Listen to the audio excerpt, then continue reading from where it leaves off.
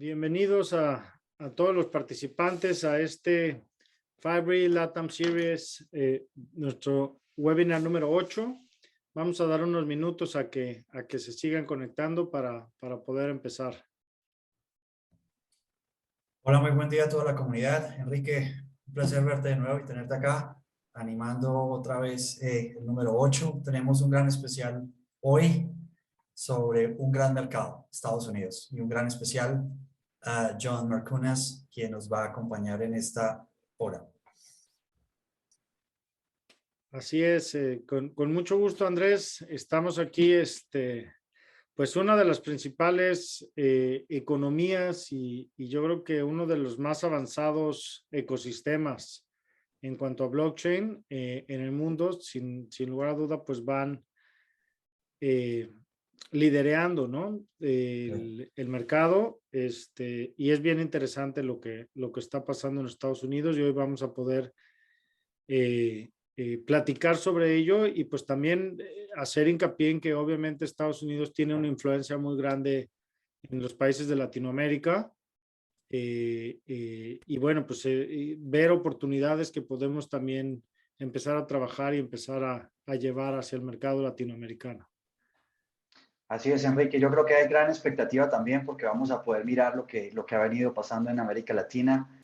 Como tú bien lo explicas, es un mercado increíble, muy sofisticado, muy dinámico sobre todo. Entonces, esperamos a que tengan muchas preguntas. Tenemos un especial invitada y pues hay otra particularidad, es que entre los tres pues reunimos Norteamérica, de cierta manera, México, Canadá y Estados Unidos. Entonces, creo que vamos a tener un muy buen debate. John, en el reporte del año pasado, no participó en un artículo, pero John es miembro del Consejo Directivo de Fibree. Tiene un gran conocimiento del mercado inmobiliario de los Estados Unidos y también vale la pena decir que John es de habla portuguesa. Entonces, para nuestros amigos de Brasil, John también tiene muy buen conocimiento de Brasil y creo que tenemos un panel fantástico porque pues tenemos esa diversidad y pues vamos para adelante. Perfecto, pues vamos a arrancar este webinar.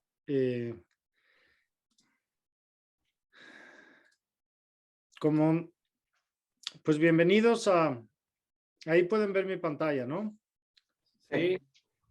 Perfecto, pues bienvenidos otra vez a este Fibree LATAM Series, en donde cada mes nos juntamos con la comunidad de Latinoamérica para poder hablar de las noticias y los acontecimientos más importantes de blockchain en real estate.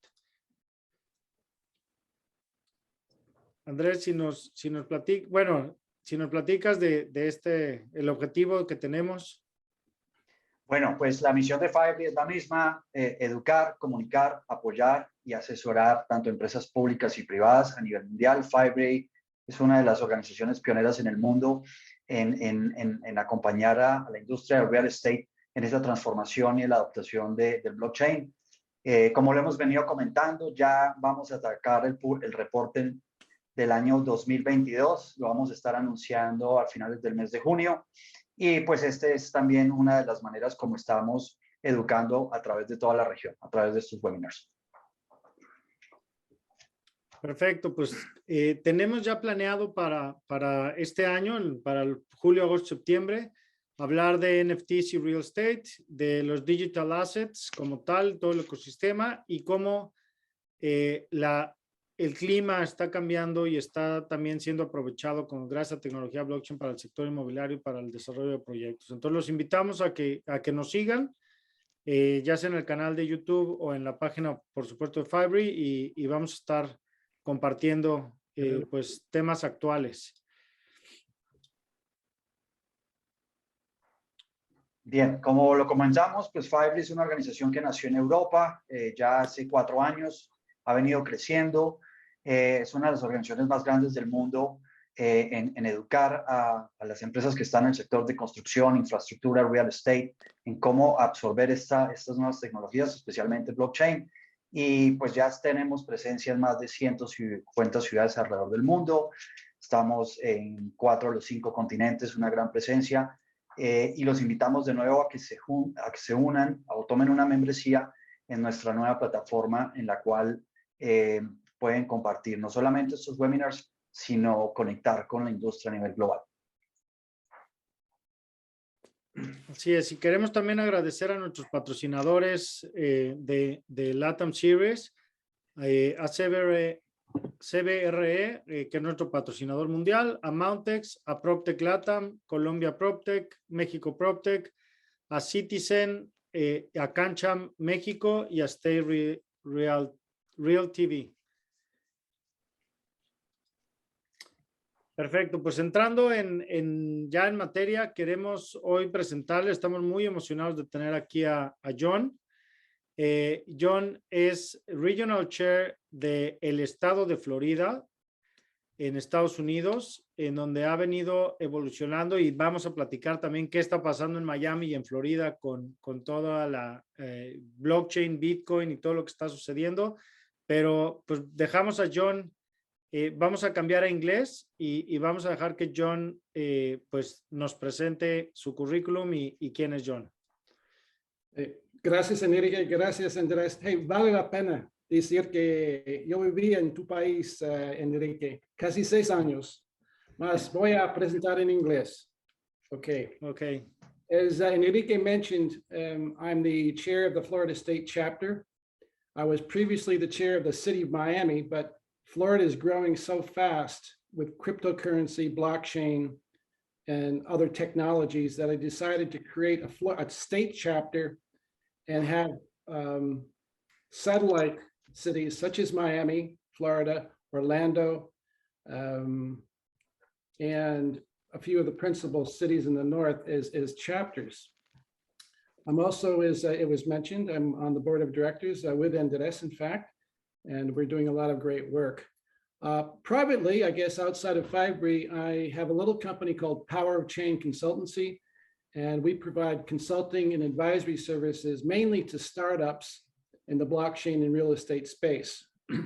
And I started out 5 years ago with a focus on land registries, which was very special to me, especially living in Brazil and Mexico, where the land registries are need a lot of, I guess, improvement. And I'm very sensitive to the way they are conducted.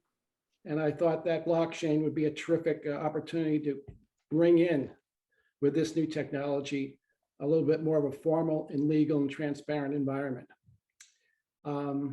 I have since transitioned into the last 2 years into one of the hottest topics in blockchain and real estate. And of course, that is tokenization. But most recently, as many of us know, and are probably more curious about, I have branched off into NFTs, non-fungible tokens, in the metaverse as it relates to real estate.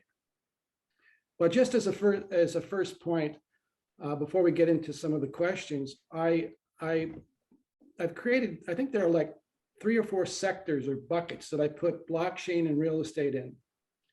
And the first is land registry, of course, which is, I think, needed very much, this technology to help land registries around the world. And it is not being adopted, mass adopted by any chance. The second bucket or area is management of transactions. Okay. It would be sort of a blockchain for transactional use from start to finish of a deal.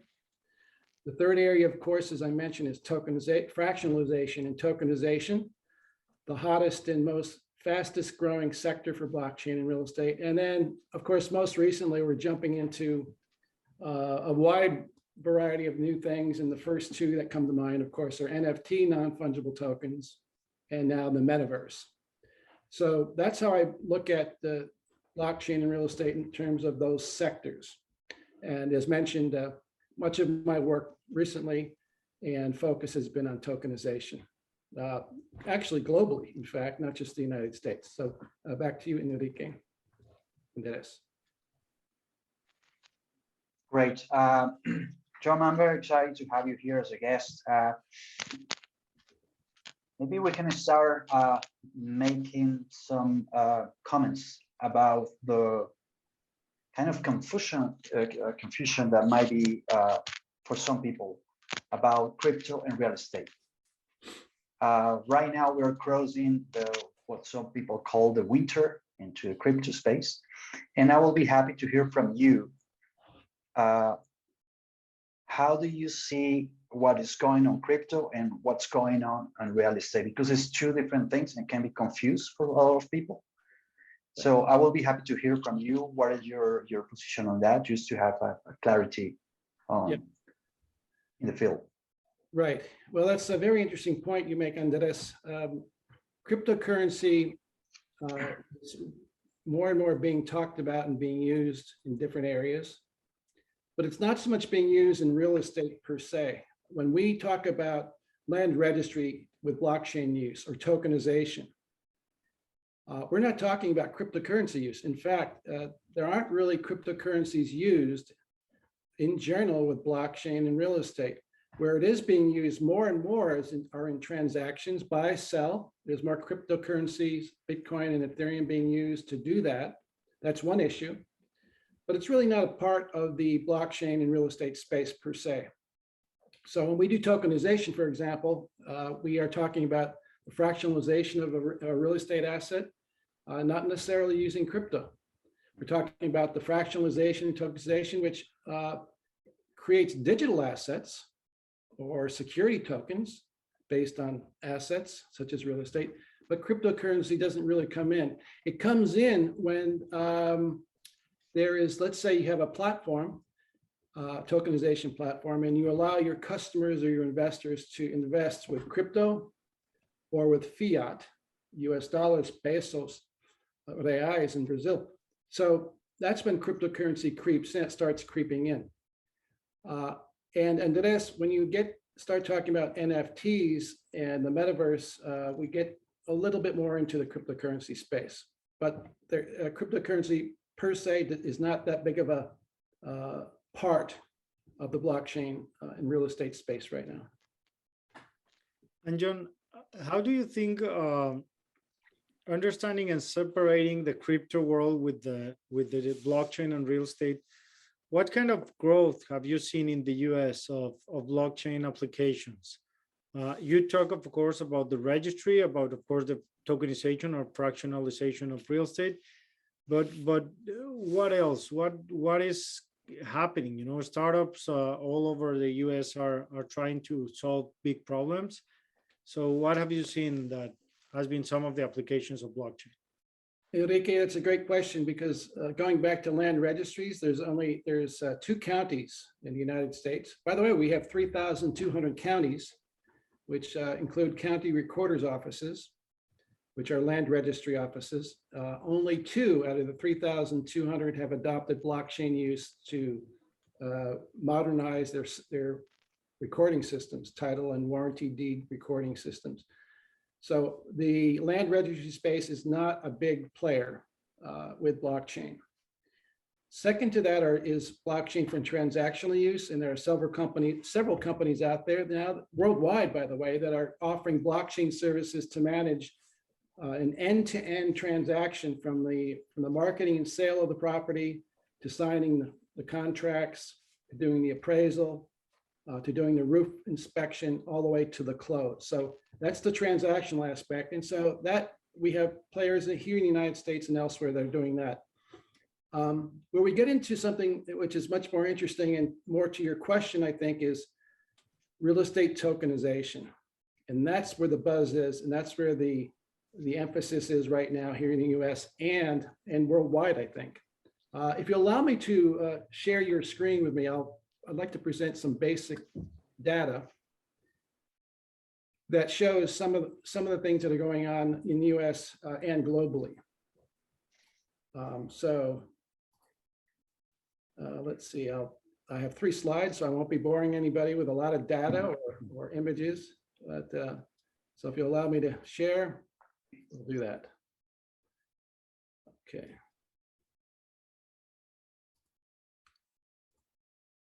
I think I'm disabled, Enrique. Let me see. Okay. All panelists. Now you can. And the data I'm going to share is information and data that has been produced by Fibree, in fact, and it's legitimate data. It's transparent. And the first slide here will show us something very interesting. And then you may have covered this in the past, but it's worth revisiting. Fibree did a survey with 5,000 global investors, including VCs. This is the 2021 report from last year, the Fibree industry report, full of articles and data. And so this is one slide that shows where these global investors and how many of them are looking at investing in blockchain and other real estate technology and prop tech, real estate technologies. You'll see it's quite interesting, isn't it? Asia Pacific, 7%, Middle East, Africa, 7.5%, and Latin America, 1.64%. This is an indication of where I think some of the emphasis is with investors, where they're going and where they're looking for companies to invest in. And obviously, as you can see here, we have Europe at 46%, United States at 39%. Now, I think I'll say one thing here. Let's look forward to the next Fibree report, which will be published at the end of this month. And we'll compare these numbers and see if anything's changed, especially for Latin America. This next slide, the second of 3 slides I'm going to go through quickly, shows the number of blockchain and real estate products or companies that are from the Fibree database. And this is for the last 3 years. In 2019, we tracked 500 products dedicated to services for blockchain and real estate, not just tokenization, but across the board. 2020, that went down, and for reasons well known, because a lot of the companies that started up didn't have funding or they had flawed products. And it went back up to about 400 for 2021. And this is on a global basis. So let's see what happens in 2022 in the next industry report. It'll be very interesting to see what happens. I had a sneak peek at that, but I'm not going to share it quite yet, what's going on there. So this is a number of products globally. And the third slide is the geographic spread of these blockchain and real estate products for 2021, or I should say the last 3 years. As you'll see on the left, Asia and the Asia Pacific area in 2019 had about 75, 80 products out there. 2020 and 21. Europe, quite high, reflecting obviously investors' interest in that previous slide. We're showing 2019, almost 250, and so on for 2020 and 2019. Now, Latin America, again, reflecting, I think, a growth that is not quite there yet since 2009, since we've been tracking this for the last 3 years, as well as Middle East and Africa. Obviously, North America is quite different. But again, it'll be very interesting to see how these numbers change for 2022 with the new industry report coming out. Latin America is lagging behind, and there are several reasons for that. And I think it'll be very interesting to see how that will be changing. And I think it already is. I mean, for example, Enrique, your company has come out, several other companies have come out into the space in the last couple of years, and the next report will reflect these new companies and so on. So I'll stop sharing here. Back to you, Enrique and Andrés. Great data that you are sharing, John. Would you please give us some insights about how specifically startups are taking or are leading the space in the United States, specifically that market compared to the European market? So can you give us some description about how this is work? Now we already know that tokenization is one of the vectors that you mentioned that it's leading the market, but from the perspectives of startups, how things are happening or are going in the United States specifically?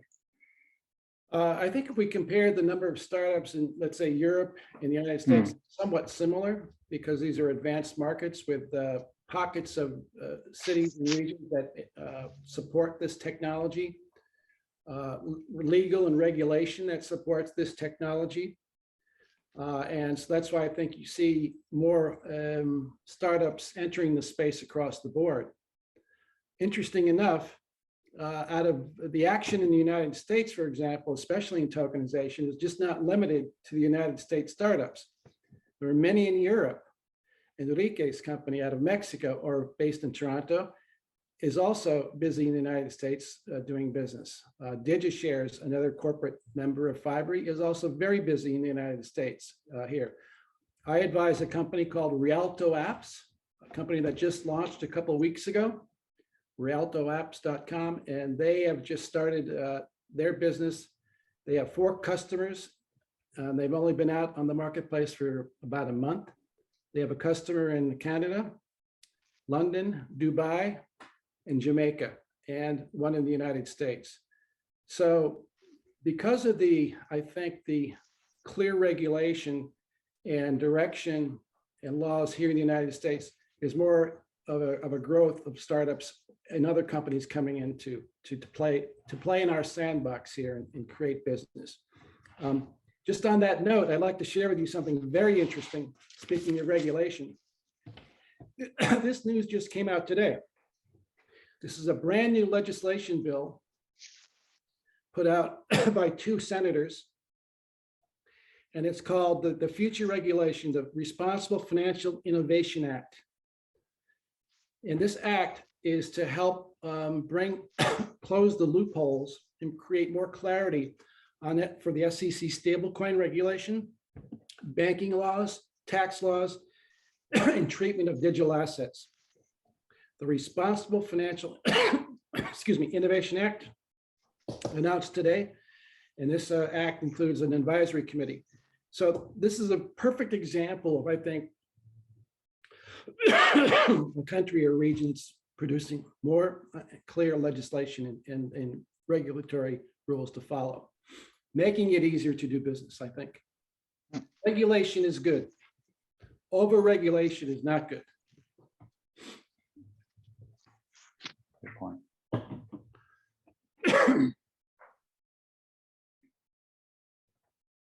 Enrique, you are on mute.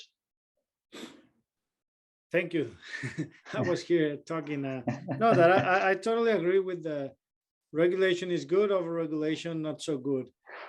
And talking about that, you know, I think digital assets have been evolving, and that's something very important that separate the tokenization, at least from cryptocurrency, that it is regulated. It is a regulated market where it has all the legal foundation to make it happen and to have the absorption.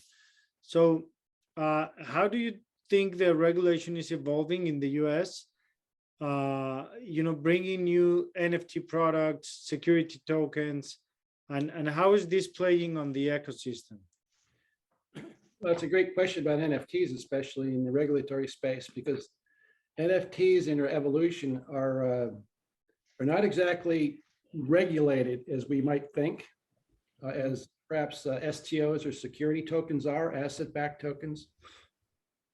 But NFTs now are becoming the foundation for digital assets, especially in the metaverse area, a really new topic. And the NFT regulatory waters are not very charted. The US SEC, Security Exchange Commission, needs to do a lot more work to clarify how NFTs are being treated, especially as they're evolving in the space and in the real estate space, especially with properties being exchanged and NFTs being used to transfer property, NFTs being used in the metaverse, in the virtual world. So there's a lot more work to do there. But as mentioned with the previous new law that's been, or piece of legislation that's been put out there by our senators, shows that the United States is trying to get a handle on providing transparency in the space right now. Okay. I guess maybe perhaps as opposed to other countries and so forth, one of the things that comes up regularly with clients I talk to is, where do you want to find your customers? Where do you go to do business? And some of my clients say we want to focus on the US. They don't say, oh, I want to go to Argentina or Ecuador or Colombia. And because there's a perception that the regulatory areas there or rules and regulations are not quite clear yet.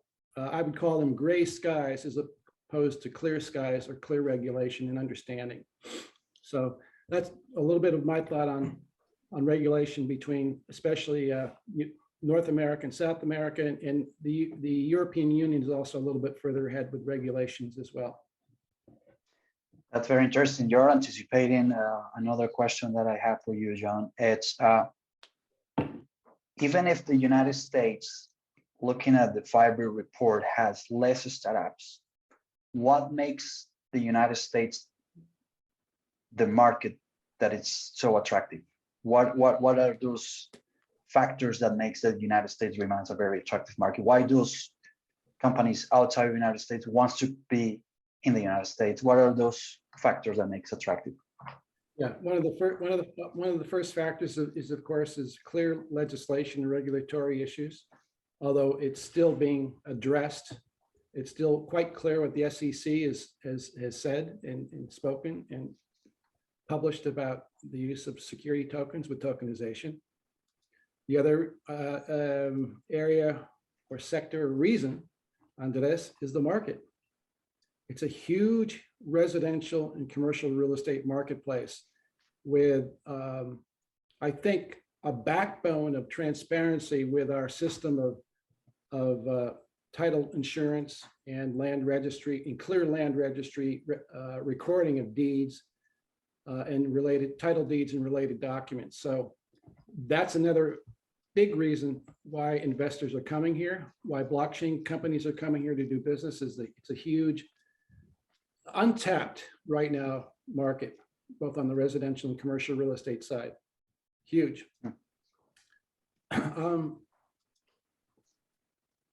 And I think the other reason, Andrés, is that investors are very comfortable coming here.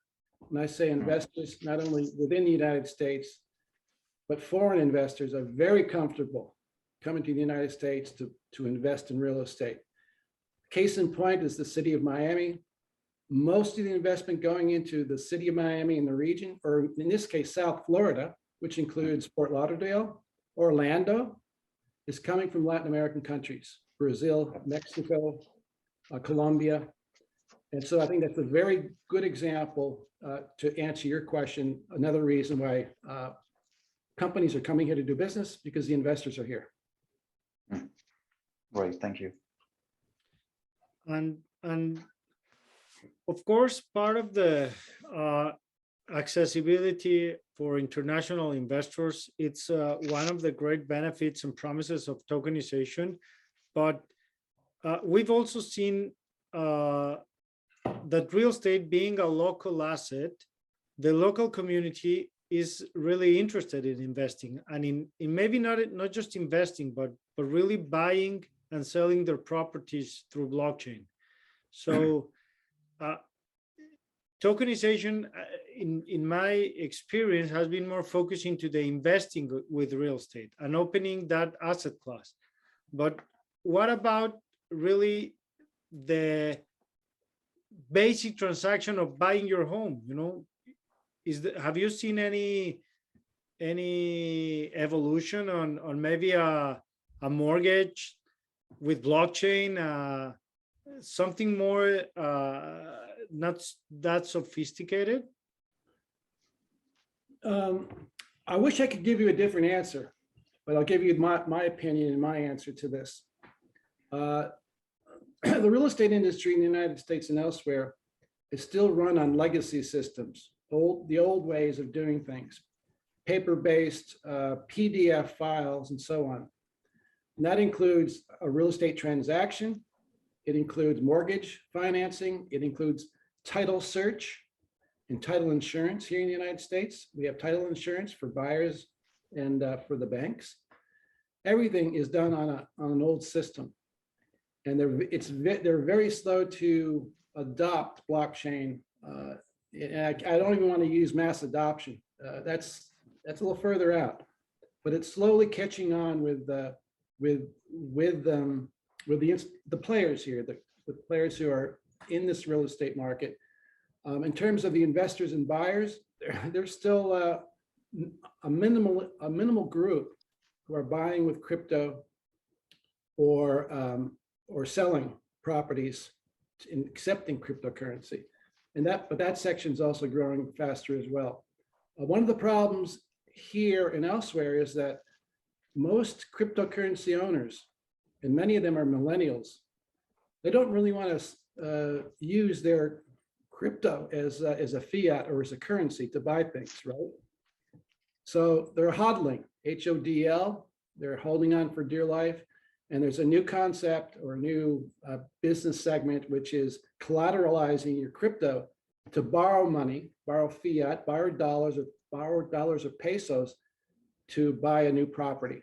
And then you have to obviously pay back your loan with that lender, if you will. So that's one trend we're seeing. So I hope that helps answer that question a little bit, Enrique. Okay, I think Enrique have to go. Okay, so very good description, John. Would you please give us a very short comment on the shift of the real estate market in the United States? Like, for example, I've been reading some articles about how Miami and Florida is taking a huge boom because the new type of consumers, the new type of opportunities that are showing. There is a shift into the real estate market in the United States. By that, I mean people moving from New York to Florida or from other states. Do you see those kind of things happening? And how those changes are good in a way that we can adopt new technologies or new user experience to do transactions? Maybe it's early days as you have been describing, but I would like to hear from that kind of transformation.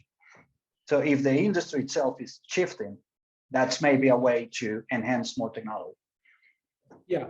I don't think the demographics of out-of-staters, for example, coming to Florida are influencing that much the use of technology.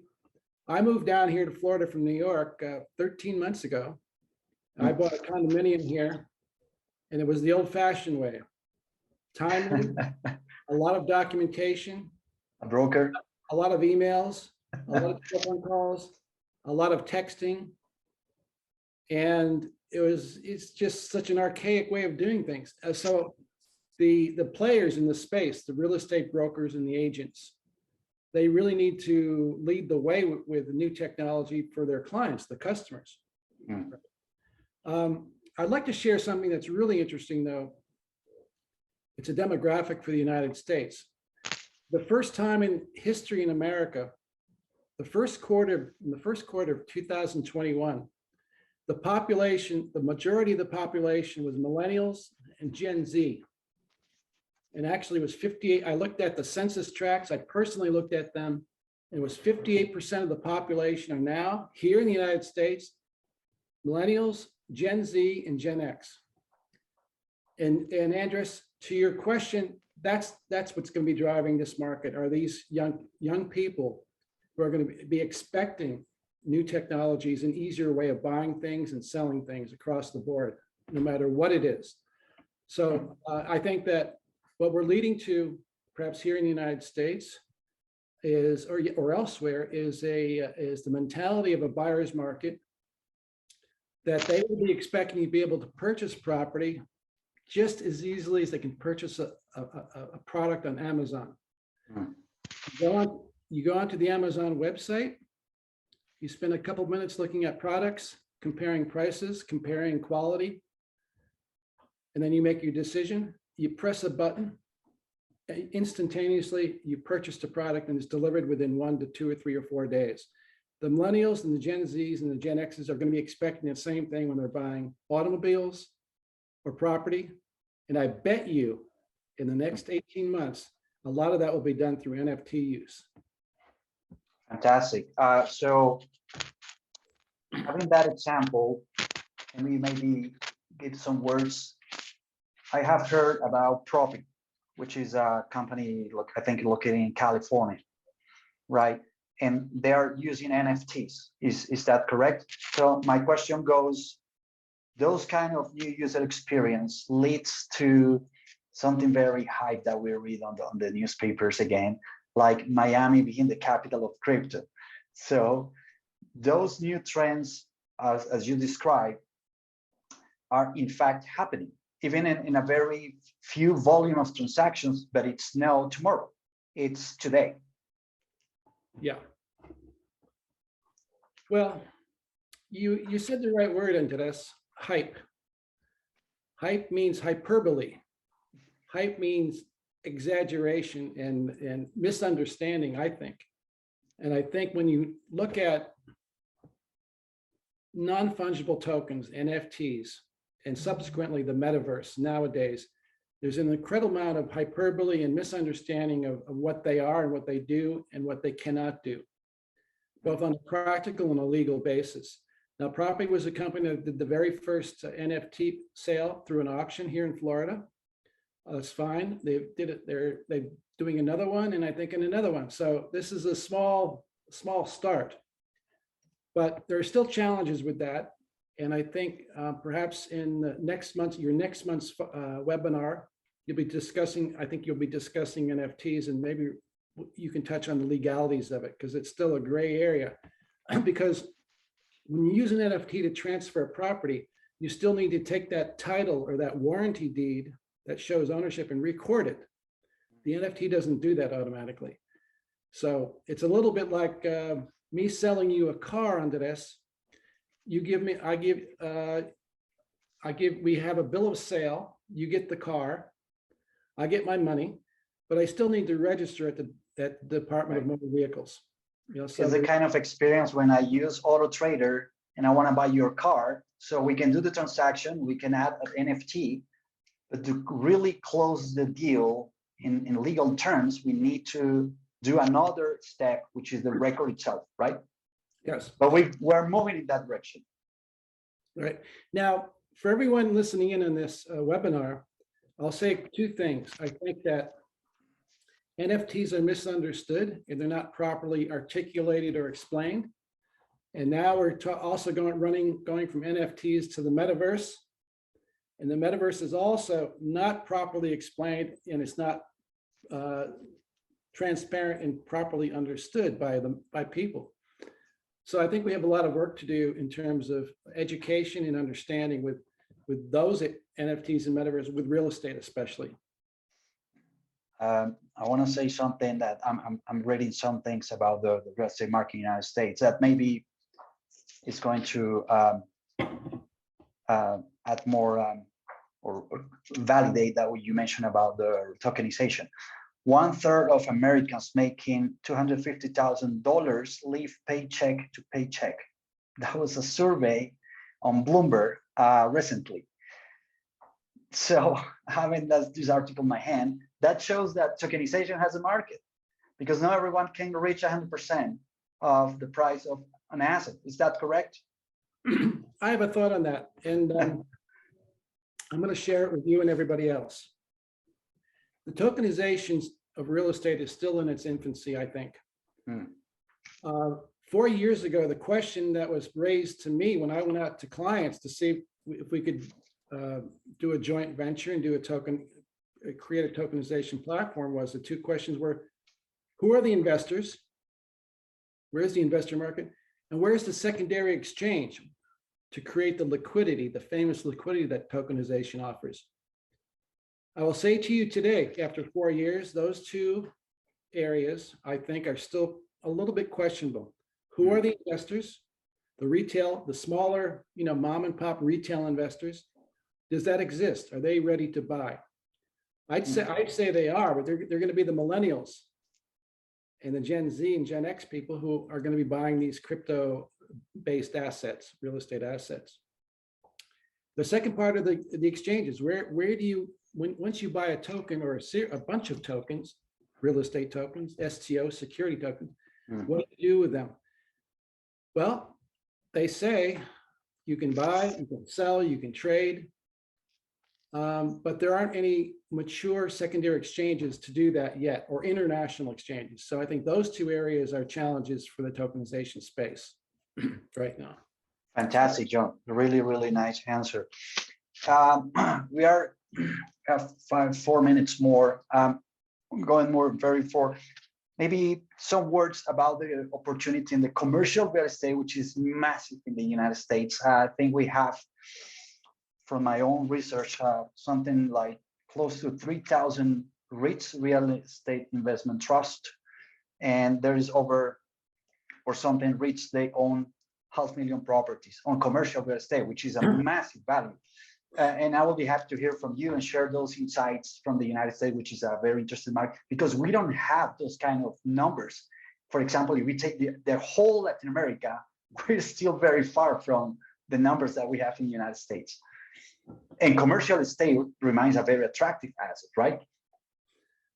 It remains a very attractive asset. So does the residential side, but commercial real estate is very interesting, especially for, I think, this new tokenization, Andrés, because here we have an abundance of REITs, like you mentioned, real estate investment trusts, but also, as I talk to some of my clients, the target markets that we're going after are not only the REITs, but they're the asset managers, investment fund managers, corporate real estate brokerage firms, such as CB Richard Ellis, such as Johns Lang LaSalle, such as Colliers International. That market, that commercial market, I think is wide open still. Plenty of opportunity to educate and help them adopt blockchain for their processes and for their, not only their processes, but to sell and buy with their clients and investors. So my take on that is very healthy. So, healthy market, but certainly no one company is dominating in this space in terms of blockchain tokenization, not one. So there's lots of opportunity here with the right product, the right service, and the right platform that will provide liquidity, transparency, and quickness to the deal. And I sometimes call that faster, better, cheaper. Faster, better, cheaper. So if we have to conclude on commercial risk, is more efficiency and is a new alternative itself to make that accessible to invest in that kind of assets. Yes, yeah. And the other thing, Andrés, that I think blockchain will help with, and tokenization to a degree, is data collection, being able to understand what an asset is, a commercial real estate asset, getting a faster way to understand the value or the valuation of an asset or the tokens. And so I think that there's still a lot of work to do to aggregate this data, which is held in silos by companies. It's not shared yet, but we need to start sharing this data, at first collecting it and then sharing it, and then creating ways to provide more transparency and better price valuation, price detection. Assessing the asset itself, like the next generation of MLS. So imagine now connecting this fantastic answer. There's over 300 million people in the United States. We have 650 million in Latin America, and most of the country, they don't even have MLS. So how big is the problem? And as you described, below that is the land problem across Latin America, which is massive. So we're talking one of the most sophisticated markets in the world. Okay, we are very short on time. Fantastic, this conversation, John. Thanks again for those insights. Maybe before to close and take some questions from the audience, would you please give us some insights about the job of Fibree in the United States? We spent almost 4 years. I'm also helping on the Canadian side from Toronto. Toronto basically hosts 55%, almost 60% of the startups for the whole country. It's one of the largest markets in Ontario. It's where institutional and pension funds are. So it's basically the insights I'm taking, but Canada remains a very good market, very interesting. but there is a huge gap compared to the size of the United States. So I'll be happy to see how you have been working yourself, because you're a board member at Fibree, that evolution of Fibree into the United States, please. What is the value we have been creating? Yeah. As you mentioned earlier in the beginning, in the introduction, Fibree started in 2018 in Europe. In the fall of 2018, Q4, the fourth quarter, I started the first chapter in the United States, the New York City chapter, and I chaired that.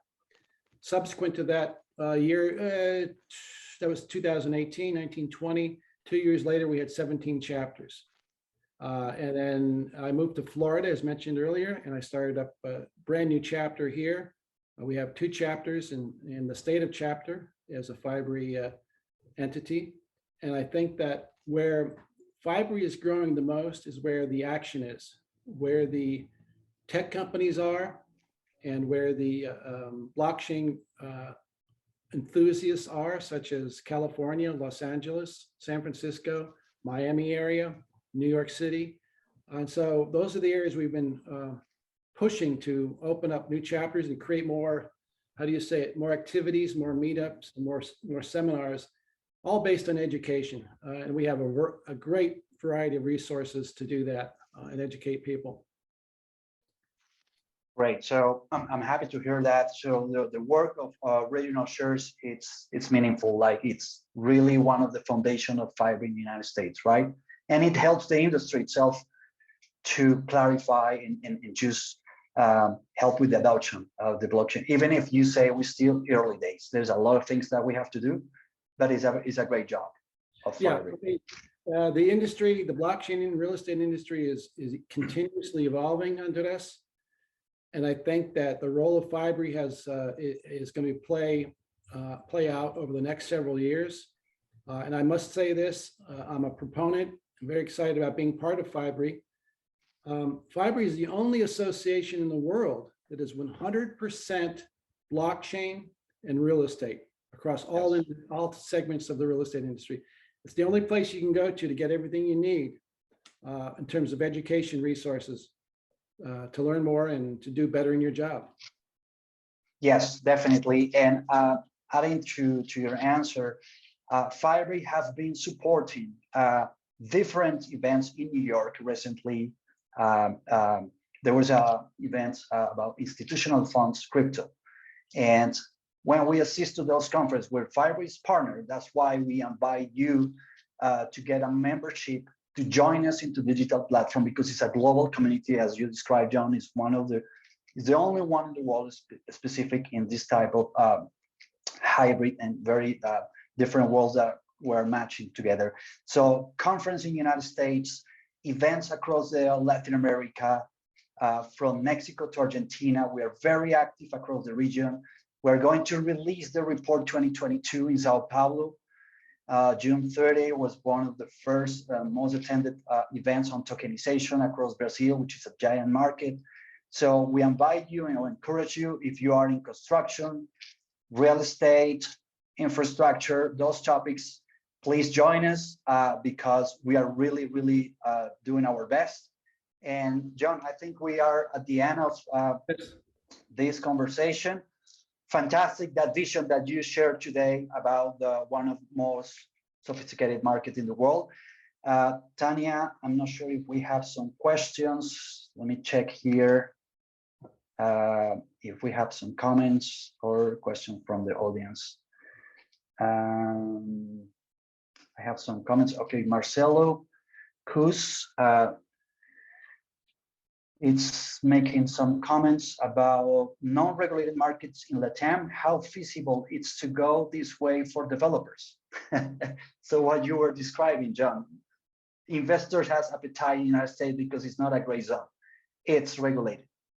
So maybe some words about the things that you see in the States that can be not necessarily applied, but there's some experiences that we can adopt in Latin America from the things that you see in the United States, please? Well, that's a great question from Marcelo. I think I think we can look to perhaps European Union, and perhaps the United States for some guidance or for some light that shines about what we're doing in terms of regulations, what we're doing in terms of SEC, Security Exchange Commission regulations across the board, and regulations associated with cryptocurrency, and adopt those in different countries. I also think it's critical for countries to set up task forces, workshops, or committees, government committees that are dedicated to new technologies and cryptocurrencies in order to help create legislation, write and create legislation. It is lacking in many areas, parts of the world, especially Latin America. And so to Marcelo's question, I'm not quite sure how to answer it directly, but with the help of companies who are startups in the space, blockchain and crypto, I think those are the ones that can help push not clarity, but push for legislation so that things can evolve where the developers or investors are much more comfortable in doing business with this new technology. There are things going on in Latin America. There are tokenization companies in Mexico, Colombia. All right. So Enrique has a company there. They're doing business. It just needs a lot more momentum to get the confidence of real estate developers, construction companies, and investors. Yeah, fantastic. So Marcelo, John at the beginning was giving some names of the company that he's providing advisory services or consultancy services. He mentioned a couple of, and from what I understand, I'm leading Citizen, which is another startup working as well on tokenization. And I can tell you how difficult and how complex it's, for example, operating in Mexico or countries like Colombia, because the regulation that we have. And as John described, even in the United States, when he was moving from New York to Miami, still a very old-fashioned way to do transactions. So that shows where we are and how big is the opportunity here. Okay, so Marcelo saying thanks. Okay, John, maybe one of the last questions I might have. For the next quarter in the United States, outside of tokenization, do you see other trends or movements in a way that real estate is adopting technology? So how do you see the next year, for example, from your perspective? Now that you were comparing the adoption on Fibree, how is your thought on the next year for real estate in the United States? Please. Yeah. Here in the United States, I see a continuation of tokenization as it's evolving now. I mean, there's companies here, DigiShares, a corporate member of Fibree, is doing business here. They have many customers. Okay, they're a white label solution. There are other companies as well. Rialto Apps is a Fibree member. They're doing business here. I think that, in my opinion, the next 12 months are going to be the most interesting. To answer your question, when we start to look at NFTs, non-fungible tokens, and the metaverse, that virtual universe we're going to find ourselves in with real and imagined or virtual real estate. So to answer your question very directly, more tokenization, good tokenization with clear rules and regulations, and then we're going to move into NFT use with tokenization and into the metaverse. So the next 12 months are going to be extremely interesting. Okay. I know one of your passions is land, as you were describing at the beginning. Can you please briefly give us some insights about the operation that Fibree is doing in Ecuador, please?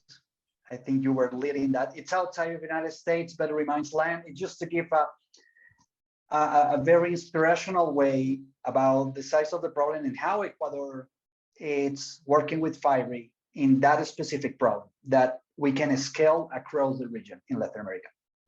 Right.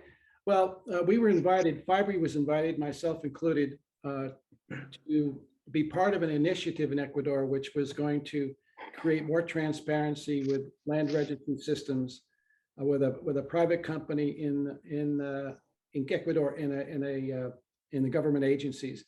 Fibree's role would be sort of as an advisor, as well as to guide this initiative. And we're extremely happy to see that we've been invited to do something like that, because that's what we're there for, is to help and guide and help implement new solutions, blockchain solutions, and all facets, but especially with land registering. And hopefully with our guidance and our strategic partnership with Ecuador, we'll see some really solid movement with some blockchain adoption. That's directly with the government of Ecuador, correct? It's with, yes, it is. It's a public-private partnership, which they have initiated and invited Fibree as a third-party advisor and observer for this. Perfect. Yeah, this project. That's a very concrete example about how Fibree is operating in many different countries, many different jurisdictions across real estate cycle, because I call that the cycle. It can be in construction, it can be on transaction, it can be on title. There's many different topics where Fibree can be helpful and valuable. And that's why we have those webinars. So please don't hesitate to call us. You can be a private company, a public company, government. Please join us. We are here to help. John, thank you so much for your time. We run out of the time. I really appreciate this conversation with you. I think our followers and audience had a terrific moment, 1 hour here with you. And I personally want to tell you, thank you for your time. Finally, I encourage you again to join us at fibree.org. We have a digital platform where you can get your membership. It's the best way to engage with Fibree if you are in the industry, no matter where you are. We are working on make better the experience. It's open for everyone. And we encourage you to follow us on social network. We constantly are promoting our events. And if you have events across the region, Canada, United States, Latin America, Europe, Asia, please don't hesitate to call us or reach out, as well as John, and myself, or Enrique. We are here to support your events. I want to give some briefly news. One of the most important events for Latin America will be in Panama, LD. It's a very, very important conference, and we are supporting because they were not having good expertise on blockchain and real estate. That's a very concrete example. We will be supporting a very amazing conference in Miami in November, as well with LD, and it will be real estate and investments. So we'll be working with John, and we will promote it. Fibree is going to be partner for that conference. And we will be announcing the dates and the special discounts that we have for our members. Thank you again for following us. It was a fantastic discussion today. Gracias a la comunidad en América Latina. De nuevo los invito a que nos estén siguiendo en las redes y fue un placer haber compartido este espacio con ustedes. John, thank you so much for your time. Gracias, Pleasure to having you here. Gracias, Andrés. Gracias, Enrique. Bye-bye.